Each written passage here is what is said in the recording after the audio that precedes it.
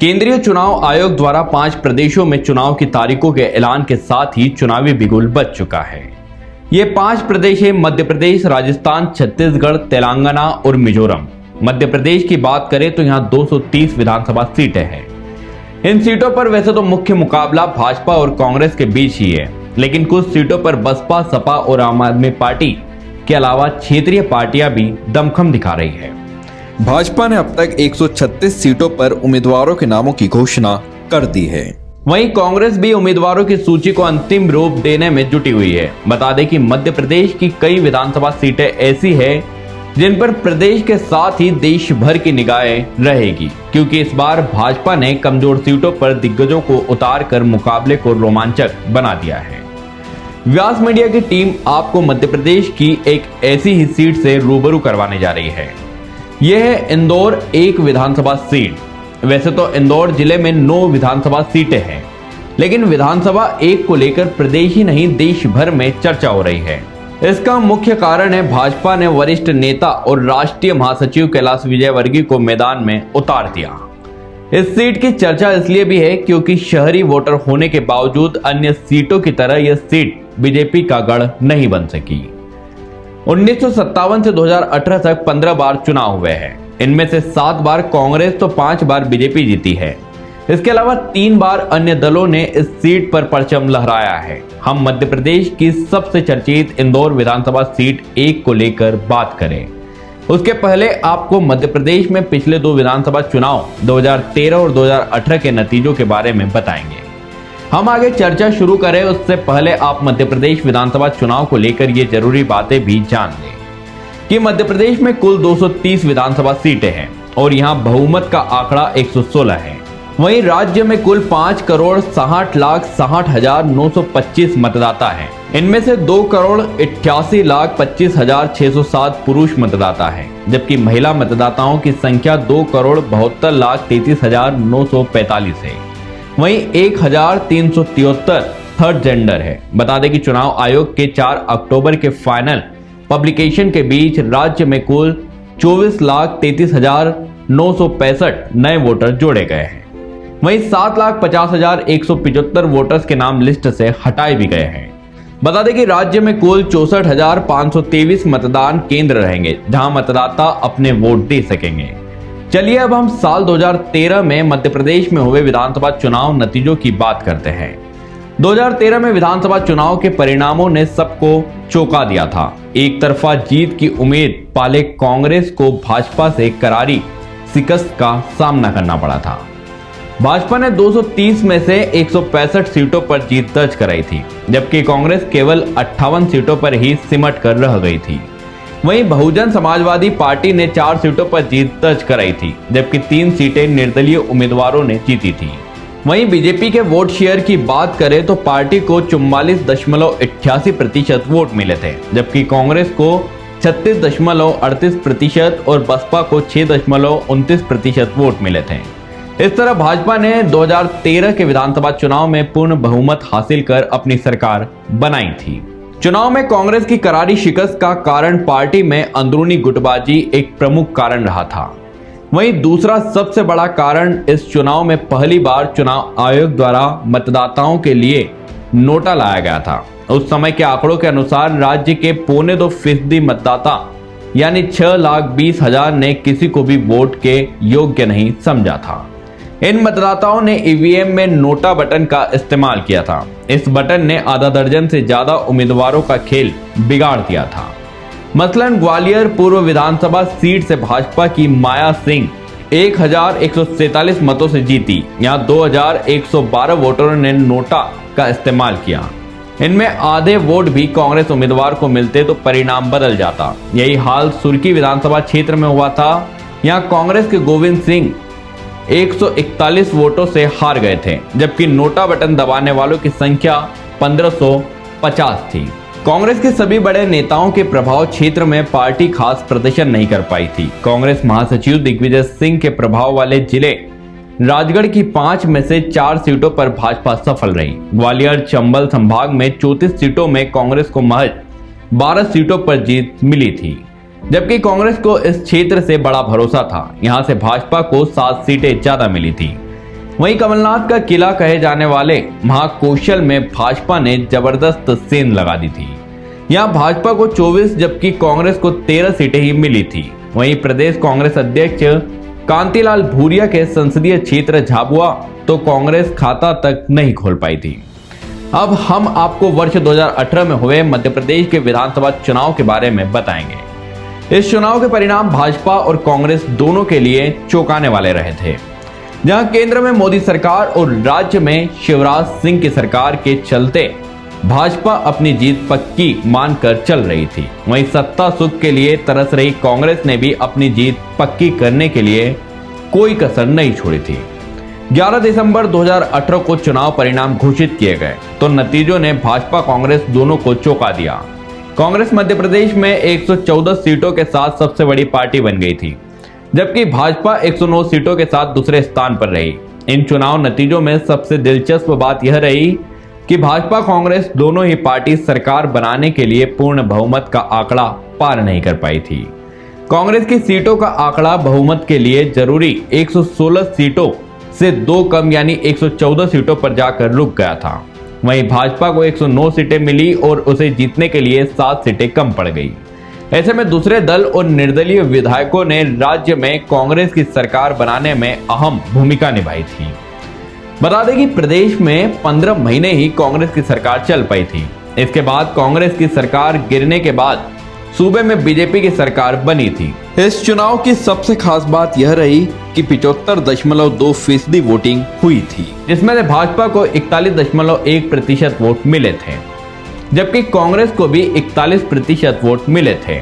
वर्तमान में 9 सीटों में से 6 सीटों पर बीजेपी के विधायक है, जबकि 3 सीटों पर कांग्रेस ने कब्जा जमाया हुआ है।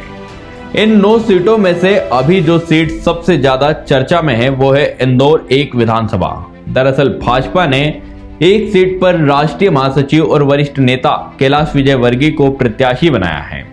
उनके सामने कांग्रेस की ओर से संजय शुक्ला मैदान में है।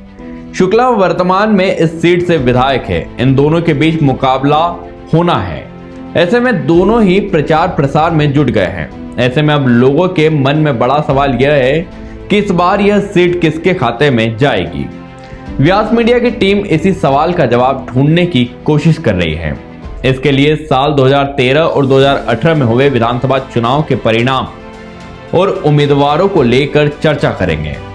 इससे आपको ये समझने में आसानी होगी कि इस साल यानी 2023 में होने वाले विधानसभा चुनाव में भाजपा कांग्रेस दोनों में से कौन सी पार्टी जीत का सेहरा पहनेगी। सबसे पहले हम 2013 के विधानसभा चुनाव की बात करते हैं। उस समय इस सीट से भाजपा ने सुदर्शन गुप्ता को, जबकि कांग्रेस ने दीपू यादव को मैदान में उतारा था। क्योंकि इंदौर जिले की 9 विधानसभाओं में सबसे चर्चित विधानसभा सीट 1 को दोनों ही दल अपने हाथ से नहीं जाने देना चाहते थे, इसलिए वोटरों को लुभाने के लिए दोनों ही पार्टियों ने सारे दांव पेंच आजमाए। आपको बता दें कि तब इस विधानसभा में 2,94,482 मतदाता थे। इनमें से 1,87,901 वोटरों ने मतदान किया था, यानी 63.81% मतदान हुआ था। चूंकि इस सीट पर अधिकांशत भाजपा का ही कब्जा रहा और इस चुनाव में भी मतदाताओं ने भाजपा पर एक तरफा भरोसा जताया। यहां से भाजपा प्रत्याशी सुदर्शन गुप्ता को 99,558 वोट मिले, यानी 52.98% मतदाताओं ने उन पर भरोसा जताया था। जबकि कांग्रेस के दीपू यादव को उनसे आधे से कम केवल 37,595 वोट से संतोष करना पड़ा था, यानी यादव को 20.1% वोट ही मिल सके थे। हालांकि इस चुनाव में एक बड़ी चौंकाने वाली बात भी हुई थी। इस सीट से निर्दलीय प्रत्याशी के रूप में कमलेश खंडेलवाल चुनाव मैदान में खड़े हुए थे, जिन्हें सुदर्शन गुप्ता के बाद सबसे ज्यादा 54,176 वोट मिले थे। इस तरह निर्दलीय प्रत्याशी को इतने ज्यादा वोट मिलना कांग्रेस के लिए शर्मनाक हार साबित हुई थी। आपको बता दें कि इससे पहले 2008 में हुए विधानसभा चुनाव में भी सुदर्शन गुप्ता ने इस विधानसभा से जीत दर्ज कराई थी। इन परिणामों को देखकर कह सकते हैं कि यहाँ के मतदाता बेहद जागरूक है और ये उसी प्रत्याशी को वोट देते हैं जो आम लोगों की समस्याओं को सुनकर उनका निराकरण करें और विकास कार्य करवाएं। सुदर्शन गुप्ता द्वारा कराए गए विकास कार्यों और जमीनी स्तर पर उनकी अच्छी पकड़ के चलते ही मतदाताओं ने उन पर दोबारा भरोसा जताया था। चलिए अब हम बात करते हैं साल 2018 में हुए विधानसभा चुनाव की। इस चुनाव में इंदौर एक विधानसभा सीट पर भारतीय जनता पार्टी ने लगातार तीसरी बार सुदर्शन गुप्ता को अपना उम्मीदवार बनाया था, जिनका कांग्रेस के संजय शुक्ला से सीधा मुकाबला हुआ था। वहीं भाजपा यह मानकर ही चल रही थी कि गुप्ता तीसरी बार भी ये सीट पार्टी की झोली में डालेंगे। वहीं लगातार 2 बार हार का मुंह देख चुकी कांग्रेस इस सीट को जीतने के लिए कोई कसर नहीं छोड़ना चाहती थी और इसलिए पार्टी ने संजय शुक्ला को मैदान में उतारा था। संजय शुक्ला के पिता विष्णु प्रसाद शुक्ला भाजपा के वरिष्ठ नेता थे और भाजपा के टिकट पर 2 बार विधानसभा चुनाव भी लड़े थे, लेकिन संजय शुक्ला ने कांग्रेस का हाथ थाम लिया था। इसी कारण चुनाव में यह सीट प्रदेश की सबसे चर्चित सीट बन गई थी। यहां तक कि दोनों ही पार्टी के राष्ट्रीय स्तर के नेता इस सीट पर अपनी पैनी नजर बनाए हुए थे। इतना ही नहीं, भाजपा कांग्रेस दोनों ही दलों के बड़े बड़े नेताओं ने इस विधानसभा में खूब सभाएं भी ली और अपने अपने प्रत्याशी को जिताने की अपील की थी। उम्मीद के मुताबिक इस सीट पर बहुत कड़ा मुकाबला भी देखने को मिला। आखिरकार मतदान के बाद चुनाव के नतीजे आए तो कांग्रेसी खेमा खुशी से झूम उठा। भाजपा में निराशा छा गई। संजय शुक्ला को 1,14,555 वोट मिले, जबकि भाजपा प्रत्याशी सुदर्शन गुप्ता को 1,06,392 वोट मिले। इस तरह शुक्ला ने 8,163 वोटों से जीत दर्ज कराई। शुक्ला के पक्ष में 50.24% वोट पड़े थे, जबकि गुप्ता को 46.66% वोट मिले थे। इस चुनाव में सबसे बड़ी बात यह भी देखने को मिली कि टिकट नहीं मिलने से दोनों ही पार्टियों के 11 से ज्यादा लोग बागी होकर निर्दलीय उम्मीदवार के रूप में चुनाव मैदान में उतर गए थे। उस समय जानकारों का कहना था कि बागियों की वजह से ही भाजपा का गणित गड़बड़ा गया और इसी कारण उसे यह सीट गंवाना पड़ा। इस तरह इंदौर एक विधानसभा सीट की बात करें तो साल 2013 और 2018 के विधानसभा चुनाव में यहां के मतदाताओं ने भाजपा कांग्रेस दोनों ही पार्टी के प्रत्याशियों को रिपीट नहीं किया। इस सीट का ताना बाना कुछ ऐसा है कि यहां मुकाबला कांग्रेस और बीजेपी में ही होता रहा है। हालांकि 1990 के बाद की राजनीति पर नजर डालें तो यहां ज्यादातर समय बीजेपी का प्रत्याशी ही जीतता रहा है। इस क्षेत्र में यादव और ब्राह्मण समाज का खासा वर्चस्व है, इसलिए यहां कांग्रेस ने संजय शुक्ला पर दांव खेला था। हालांकि जैन समुदाय के मतदाता भी हार जीत में बड़ी भूमिका निभाते हैं। इंदौर नगर निगम चुनाव की बात करें तो जनता पिछली 5 बार से भाजपा पर ही भरोसा जता रही है। पिछले साल यानी वर्ष 2022 में हुए निकाय चुनाव में भाजपा ने एक तरफा जीत दर्ज करवाई थी। शहर वासियों ने भाजपा के पुष्य मित्र भार्गव को इंदौर महापौर के रूप में चुना था। बता दें कि उन्होंने कांग्रेस विधायक संजय शुक्ला को रिकॉर्ड 1,34,294 वोटों से हराया था। वहीं इंदौर के 85 वार्डों में से बीजेपी के 64 पार्षद, कांग्रेस के 19 और 2 निर्दलीय पार्षद चुने गए थे। इसके पहले वर्ष 1999 के चुनाव में कैलाश विजयवर्गीय, 2004 में डॉक्टर उमा शशि शर्मा, 2009 में कृष्ण मुरारी मोगे और 2015 में भाजपा की ही मालिनी गौड़ महापौर बनाई गई थी। वहीं कांग्रेस की परिषद अंतिम बार 1994 में बनी थी। तब महापौर भाजपा के मधुकर वर्मा बने थे। बता दें कि 1983 में इंदौर में 60 वार्ड थे, जो बढ़कर 69 हुए और 2015 में वार्डों की संख्या 85 पर पहुंच गई।